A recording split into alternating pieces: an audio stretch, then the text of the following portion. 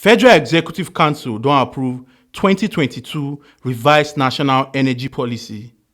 With ogbonge rivers, plenty sunlight and natural gas wey tanda for Naija, dis one come mean say Naija get energy nyafu. 2022 revised national energy policy go create ways to help Naija benefit from the ogbonge resources. Minister of Science and Technology, Dr. Ogbonnaya Onu, come chook mouth for the revised national energy policy. We believe that by effectively utilizing our energy resources, we'll be in a position to improve on energy supply in our country. We have to plan our economy around the energy resources available to Nigeria. Federal government can still approve 21.9 million naira for one contract when it don already go on and don't reach 90% before it completes. The contract now to construct 132 direct shell feed lines from Katakpe to National Stadium for Abuja.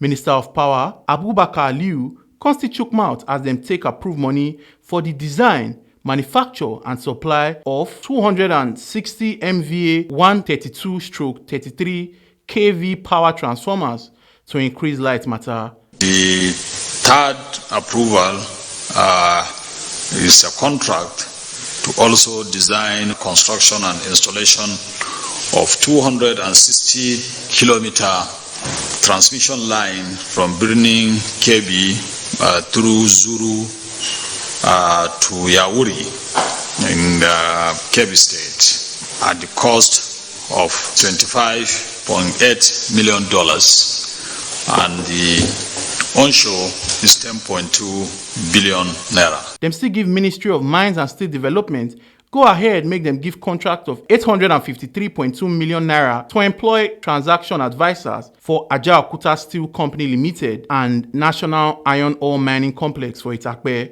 We believe that with this development would have made significant steps in bringing back to life both the Ajaokuta Steel Complex and the Iron Ore Company in Itakpe, and fast forward the industrial revolution of Nigeria. The council can still approve of fees for marine engineering and geosciences consultancy services to ensure standardization when them approve all over the world. The scale of fees being recommended is in respect of experts in solid minerals, water resources, mining, metallurgical processing, oil and gas industry, and the private sector inputs.